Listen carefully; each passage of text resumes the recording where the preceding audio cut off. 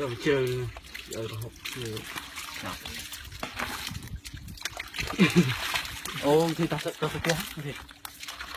gì giờ ta ao trên một ó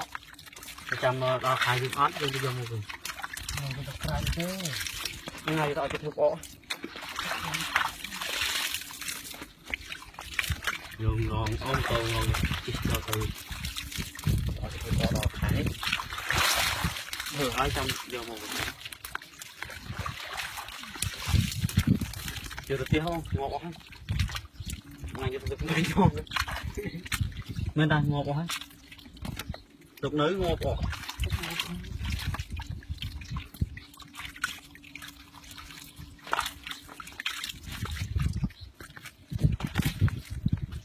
cùng với trâu rồi chút bên trong cái trâu rôm vô biết nó này